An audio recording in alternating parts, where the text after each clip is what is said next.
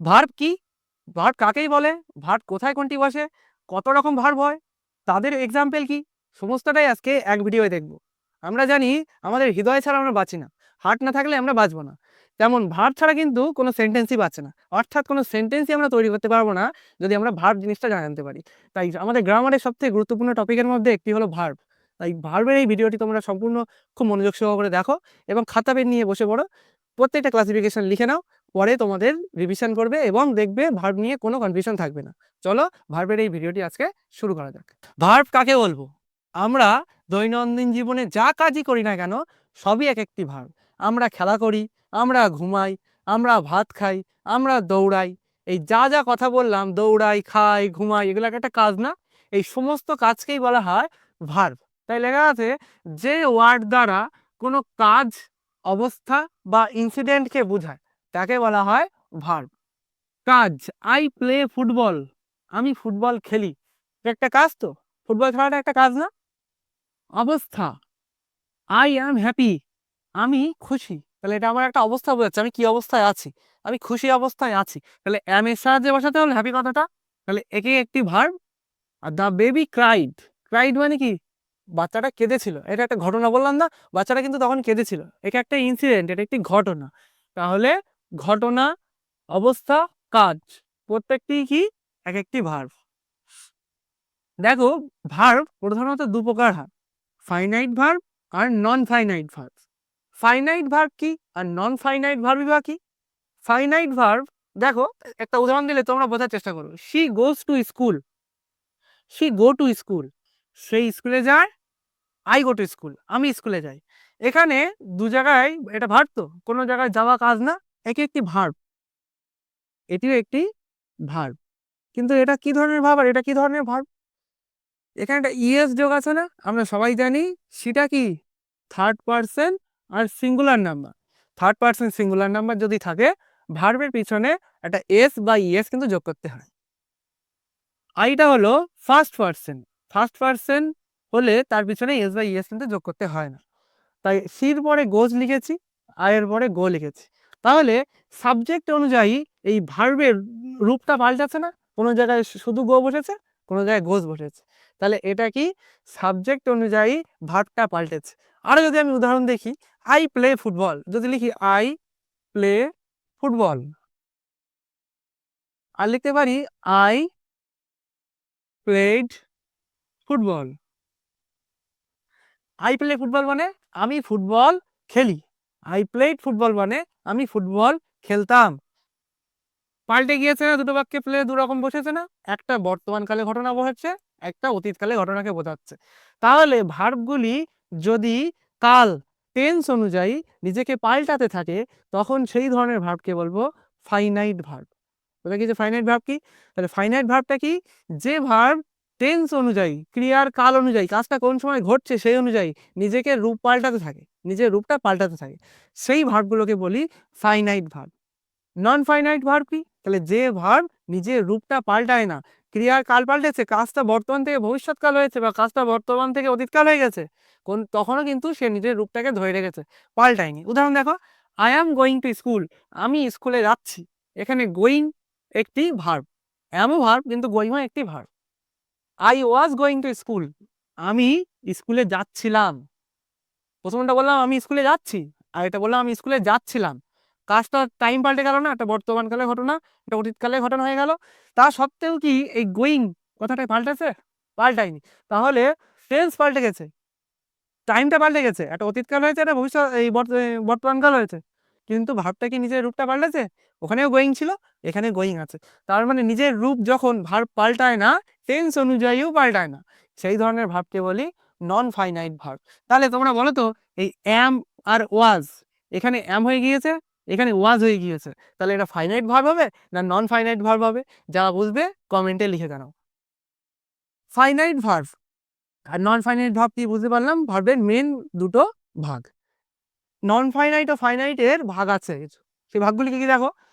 Finite verb আছে principal আর auxiliary, আর non finite আছে infinitive, participle, জিরান্ড। তাহলে এইগুলি কিন্তু তোমরা খাতায় লিখে নিও, কারণ খাতায় যদি না লেখো এখন দেখলে মনে থাকবে, পরে কিন্তু মনে থাকবে না। 2-4 বার রিভাইজ করলে ভাব পুরো তোমাদের কিন্তু ক্লিয়ার হবে এই এক ভিডিও, বারবারই বলছি। তাহলে ফাইনাইট ভার্বের দুটি ভাগ, প্রিন্সিপাল আর অক্সিলারি। প্রিন্সিপাল আর অক্সিলারিটা কি? প্রিন্সিপাল ভার্ব হলো বাক্যের যে প্রধান কাজ, সেই হলো প্রিন্সিপাল। আমার মুখের কথা যদি মনে না থাকে, আমি একটা প্রিন্টেড নোট আমি ডিসক্রিপশনে দিয়ে দেবো, ওই নোটটা তোমরা ডাউনলোড করে নেবে, ওটা দেখলেও কিন্তু আমি যা বলছি তা ওখানে লেখা আছে। প্রিন্সিপাল তাহলে ভার্ব কি? যে ভার্বটা বাক্যের প্রধান কাজ। আই প্লেড ফুটবল বা আই প্লে ফুটবল, আমি ফুটবল খেলি। এখানে কাজটা কি? খেলি, খেলা করি। তাহলে এই প্লেটা কি হলো? প্লেটা হলো মেইন ভার্ব। যদি তাহলে প্রিন্সিপাল ভার্বের এক নাম কি? মেইন ভার্বও বলতে পারো। অক্সিলারি ভার্ব কি? অক্সিলারি ভার্ব হলো যেটা মেইন ভার্বের সাহায্য করতে বসে, মেইন ভার্ব না কিন্তু মেইন ভার্বকে সাহায্য করার কাজে বসে। যদি বলি আমি আই অ্যাম প্লেইং ফুটবল, আমি ফুটবল খেলছি, তাহলে এই প্লেইং মানেটা কাজ তো, কি করছি না খেলছি, কাজ। কিন্তু অ্যামটার কি কোনো মানে এখানে পাচ্ছ তুমি? অ্যামটা কি করছে? অ্যামটাকে অক্সিলারি ভার্ব বলবো। তাহলে কি করে? মেন ভার্বকে সাহায্য করে বাক্যের মধ্যে বসে, কারণ এইটি না হলে মেন ভার্ব কিন্তু অনেক সময় কমপ্লিট হয় না বাক্যের মধ্যে। তাই অক্সিলারি ভার্ব কি? যেটা মেন ভার্বকে সাহায্য করার জন্য বাক্যে বসে, নিজের মানে থাকতেও পারে, নিষ্ক্রিয় অবস্থায় থাকে বেশিরভাগ, মানে খুব একটা থাকে না। আর মেন ভার্ব কি বা প্রিন্সিপাল ভার্ব কি? যেটি বাক্যের প্রধান কাজ, সেটিই হলো প্রিন্সিপাল ভার্ব। এইটুকুনি বোঝা গিয়েছে। প্রিন্সিপাল ভার্ব কাকে বলে? প্রিন্সিপাল ভার্বের কটি ভাগ? ট্রানজিটিভ আর ইনট্রানজিটিভ। ট্রানজিটিভ আর ইনট্রানজিটিভ কি? ট্রানজিটিভ ভার্ব হলো, আগে আমাদের জানতে হবে অবজেক্টটা কি। অবজেক্ট তোমরা জানো? যদি বলি রাম ভাত খায়, তাহলে এখানে অবজেক্ট কোনটি? রাম ভাত খায়, খায়টা কিন্তু কাজ, ভার্ব। তাহলে ভার্বকে কি দিয়ে প্রশ্ন করা যায় বা কাকে দিয়ে প্রশ্ন করা যায়, তখন যে উত্তরটা পাই সেটিই হলো অবজেক্ট। তাহলে যদি বলি রাম কি খায়, উত্তর পাবো ভাত, তাহলে ভাত তাহলে অবজেক্ট। খাইকে কি দিয়ে প্রশ্ন করলাম, ভার্বকে কি দিয়ে প্রশ্ন করলাম, তাহলে কি বা কাকে দিয়ে প্রশ্ন করলে যে উত্তরটা পাই সেটি হলো অবজেক্ট। এই কথাটা আমি কেন বলতে গেলাম? কারণ ট্রানজিটিভ ভার্ব সেগুলি হয় যার পিছনে অবজেক্ট থাকে। শি রোট এ লেটার, সে একটা চিঠি লিখেছিল। কাজকে কি দিয়ে প্রশ্ন করো? কি লিখেছিল? উত্তর পাবো এ লেটার। তাহলে এখানে এটি ভার্ব, এটি কি ধরনের ভার্ব? এটি ট্রানজিটিভ ভার্ব। কেন ট্রানজিটিভ ভার্ব? কারণ এর পিছনের অবজেক্ট আছে। কি বা কাকে দিয়ে প্রশ্ন করলে অবজেক্ট হয়, বারবারই বলছি। তাহলে ইনট্রানজিটিভ ভার্ব কাকে বলবো? যার পিছনে অবজেক্ট থাকে না। দ্য বেবি ক্রাইড, বাচ্চাটা কাঁদছিল। কি কাঁদছিল? এমন কথা হয়? উত্তরও আসে না। তাহলে ক্রাইডে নিশ্চয়ই অবজেক্ট থাকে না। তাহলে যে ভার্বের অবজেক্ট থাকে সেটা ট্রানজিটিভ ভার্ব, যে ভার্বের অবজেক্ট থাকে না সেটি হলো intransitive verb. Clear? Transitive intransitive. Principal verb কিন্তু আমাদের কমপ্লিট হয়ে গেল। অক্সিলারি ভার্ব দেখি। অক্সিলারি ভার্বেরও দুটি ভাগ, প্রাইমারি আর মোডাল। আগেই বলেছি অক্সিলারি ভার্ব কি করে? বাক্যে মেন ভার্বকে সাহায্য করতে বসে থাকে। তাহলে ও কিন্তু মেন ভার্ব না, আগের থেকেই বলে দিচ্ছি। প্রাইমারি ভার্ব তিন রকম হয়। একটা হয় বি ভার্ব, একটা হয় ডু ভার্ব, একটা হয় হ্যাভ ভার্ব। বি ভার্বের মধ্যে কি কি পড়ে? Am, is, are, was, were আর শ্যাল উইলও পড়ে, লিখছে না। তাহলে বি ভার্বের মধ্যে অ্যামিদার, ওয়াজ, ওয়ার, শ্যাল উইল এগুলি সব পড়ে। ডু ভার্বের মধ্যে কি কি পড়ে? Do, did, done. ডু ডিডি বলি, আর একটা ডাজ আছে, সরি ডান না। তাহলে এগুলি সব কি ভার্ব? এগুলো হলো do verb. Do, did, does. আর হ্যাভ ভার্বের মধ্যে কি কি পড়ে? Have, has, had. এগুলি সব হলো হ্যাভ ভার্ব। তাহলে প্রাইমারি অক্সিলারির তিনটে ভাগ, be verb, do verb, have verb. তাহলে বি ভার্ব কি জিনিস? অ্যামিদার, ওয়াজওয়ার আমরা চিনি, কোথায় বসে জানি? অ্যামিদার বসে বর্তমানকালে, ওয়াজওয়ার বসে অতীতকালে। এটা কি করতে বসে? বাক্যে সাহায্য করতে বসে।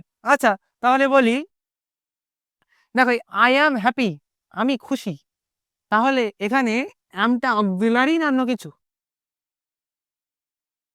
আর দেখো এখানে লেখা আছে আই অ্যাম প্লেইং ফুটবল, এখানে অ্যামটা কি? তাহলে এই জিনিসটা ভালো করে বুঝতে হবে। এখানে এ কিন্তু মেন ভার্বের জায়গায় বসে রয়েছে, সরি এইটা কিন্তু মেন ভার্বের জায়গায় বসে রয়েছে, কারণ এখানে আর এক্সট্রা কোনো ভার্ব কিন্তু নেই। তাহলে এটা মেন ভার্ব, কিন্তু এটি কি? এটি হলো অক্সিলারি ভার্ব। কারণ দেখো এর পিছনে মেন ভার্ব আছে না, playing, I am playing football, প্লেইংটা কাজ তো, তার সামনে সাহায্য করতে বসেছে অক্সিলারি ভার্ব। তাহলে বি ভার্ব মাঝে মাঝে মেন ভার্বের জায়গাতে বসে, আর অক্সিলারি ভার্বের জায়গায় বেশি তুমি পাবে। অ্যাম ইদার ওয়াজ এর কথা বসে অতীতকালে বসে। আচ্ছা মাথায় রাখবে অ্যাম আই এর পিছনে বসে, ইজ বসে থার্ড পার্সন সিঙ্গুলার নাম্বারে। থার্ড পার্সন কি? আমি বা তুমি, আমাদের দুজনের মধ্যে কেউ না, অন্য একজন তৃতীয় ব্যক্তি। আর সে একজন হবে, সে একা হবে। সে সে বাড়ি আসছে, সেটা আমিও না, সেটা তুমিও না, সেটা থার্ড পার্সন। সেটা কজন? একজন। তাহলে সে থার্ড পার্সন সিঙ্গুলার নাম্বার, তার পিছনে কিন্তু ইজ বসে। আর কোথায় বসে? প্লুরাল হলেই আর বসে, একের বেশি হলেই আর বসে।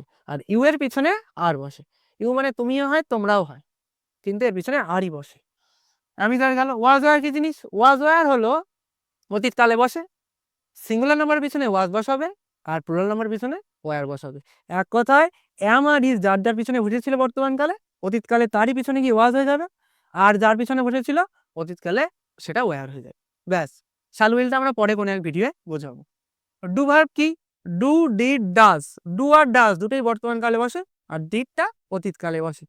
কি কোনো কিছু করা বোঝালে ডু, ডিড, ডাজ বসে। ডু কোথায় বসে? ডাজ কোথায় বসে? দেখো থার্ড পার্সন সিঙ্গুলার নাম্বারের পিছনে ডাজ বসে। আর ডু কোথায় বসে? বাকি সব কটা পার্সন এর পিছনে ডু বসে। উদাহরণ দেই, যদি বলি শি ডাজ নট রাইট, সে লেখে না, তাহলে ডাজ নট কোথায় বসে? শির আগে বসলো। শি মানে সে, আমিও না তুমিও না, থার্ড পার্সন। শি মানে একজন, singular number. Third person singular number হলে তার পিছনে বসাবার ডাজ, আর যদি না হয় তাহলে ডু বসিয়ে দেওয়া। এটা প্রেজেন্ট বা বর্তমানকালে ঘটনা হলে।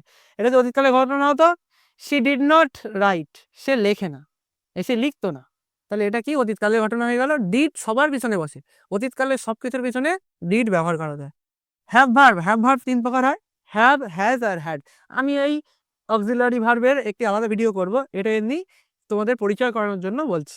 Have, has, had. Have, has, had কোথায় বসে? হ্যাভ ভার্ব বসে আই এর পিছনে, ইউ এর পিছনে। অব তো মনে রাখবো না, মনে রাখবো হ্যাজ কোথায় বসে? হ্যাজ বসে থার্ড পার্সন সিঙ্গুলার।